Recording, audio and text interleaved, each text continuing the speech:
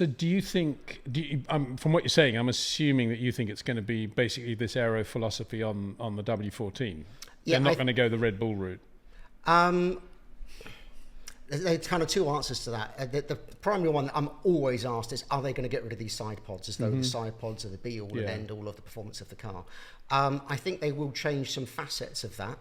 I think they will look slightly different. I still think they will always aim to have very, very slim side pods, so I think there will be some changes there, but I don't think that's the fundamental change that they're looking for. The fundamental change they're looking for is how they run the suspension and the ride height and the aero sensitivity. Now, some of the rule changes are going to help them, perhaps more than it will with Red Bull. But I wouldn't be surprised if they start to run just a little bit more ride height, make the car that little bit more compliant, make the aero less powerful, but at the same time less sensitive, so they can get more performance out of the car, give the drivers that confidence. And I think that's the direction they will go, rather than saying they're going to suddenly have big fat side pods or something. Under the heading, the simplistic heading that they've got too much drag, and they've had too much drag all year, apart from thin air circuits, are you saying that that drag is purely a function of ride height and an aero, the way they're running the car, as distinct from drag created by the zero pod layout? Yeah, so you've got two boundary layers and everything else that comes with it. Without getting too complicated, it would be, if you look at the side pods, they are a high drag side pod because they're not really managing the front tyre wake as well, although you've got that sort of little winglet ahead of the side pods, but also they don't have that ridge which most of the teams have now to try and keep the air and manage that around the rear tyres. That's giving them their base drag level. Yeah. But because they've then had to find downforce in other ways from under the floor, because they've had to raise the car up, they're running much bigger rear wings than they want to. So it's by getting the downforce back from the underfloor that they were originally looking for, allows them to run smaller wings. That will reduce their drag, I would suspect, enough to bring them back into the ballpark. Right. So it's not necessarily about the side pods, it's about how they had to run that car as a result of all its other issues. And then I suppose as a corollary to that, you'd say it won't have escaped Red Bulls and Ferraris notice that actually the Mercedes does have a lot of downforce, and when it's working, it's a very, very quick car.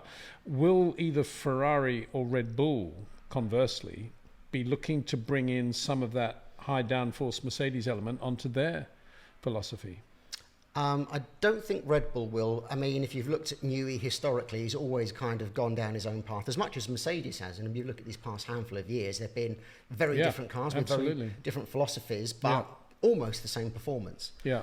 So I don't think Red Bull will. I think there's maybe some things that they've learnt from the Mercedes, particularly how they manage the shape of the front of the side pods. Maybe not so much the zero, although Red Bull have got probably the biggest scope to reduce the size of their side pods because they're still running an old-fashioned intercooler setup, which is, you know, almost an antique now when you compare it to what Ferrari, Renault, and some of the Mercedes companies are running.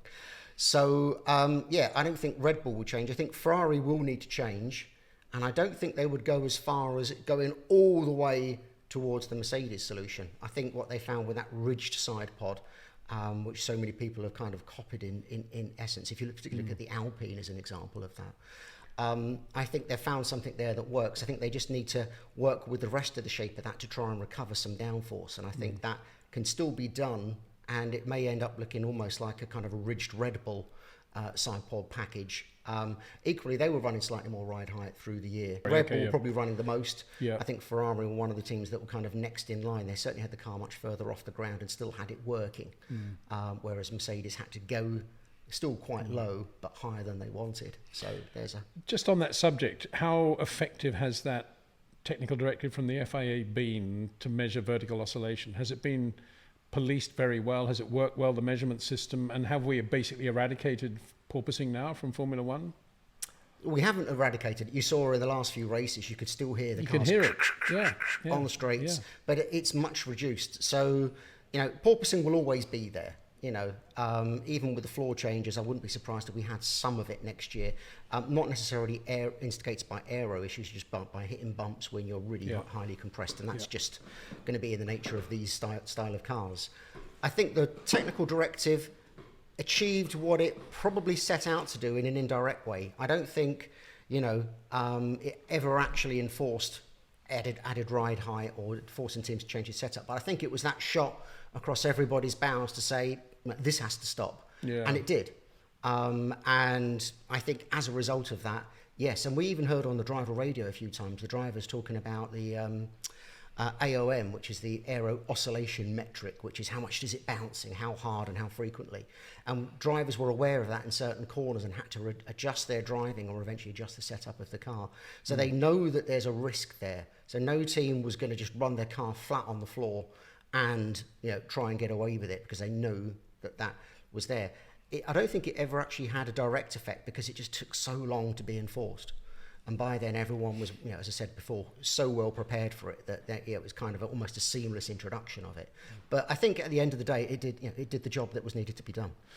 So we have, still under the heading really of Mercedes, we have newish regulations for next year. Some areas being really tightened up. How is that a good thing for Mercedes or a bad thing for Mercedes going forward? And there are stories out there that some of their creative designs are all now going to be banned, and isn't it terrible? Where do you stand on that? It's always really hard to predict the changes. I think the change in the floor, which is they're going to make a change to the floor edge and just taper up, make it a little bit higher, just at the very edge of the floor. And also the height of the tunnels underneath are going to be raised ever so slightly. That's going to make the floor less sensitive. That will work in Mercedes' favour. So potentially they could still run the car super, super low, but with these new floor edges regulated and hopefully still find some performance there. I think that they'll be one of the teams that could be winning in that respect. There's some other changes. Winning in the sense that not literally winning, but gaining more back. I mean, it's it's going to be hard to kind of work out how much that will contribute to any success they have next year. Yeah. But it certainly is one of those things that on paper appears to be helping them more than other teams. There's some other changes. Change to the front wing. So they had this really clever front wing end plate, which rather than being kind of solid down the sides, had that undercut in it, which allowed them to get a bit more outwash, which obviously these new regulations were trying to ban. That's been outlawed, along with Aston Martin's armchair rear wing setup. And I don't think that's a massive gain or a loss. I think it's just some sensible tightening in the regulations to get rid of some loopholes that the teams had worked out ever so carefully by just reading and rereading and reinterpreting the regulations. So I don't think that's going to be, a big difference for them. It may not be, but do you see, just pressing pause, do you see that as more innovation being clamped down, and isn't it terrible that I think you'll always... whenever an engineer is imaginative, we jump on him and ban it? I think there's two types of innovation, isn't there? There's just an idea that is just really good and isn't pushing the boundaries of any regulation. That to me is innovation. Like an F-duct. An F-duct maybe is on the extreme end of acceptability, but the interlink suspension, the Mercedes brand, mass dampers, they're there, they're doing a job. They're not hugely expensive, complicated, or anything like that. But when you have things where someone's just read all the rules on each of the different radii and says, well, I can actually arrange it something slightly differently or put a hole there that I didn't have there previously.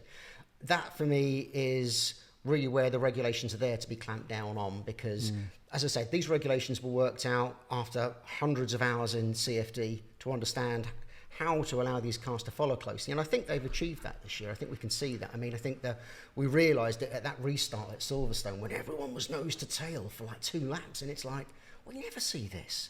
So I think the regulations are working. Yeah, but what about the way Perez couldn't get near anyone in Mexico?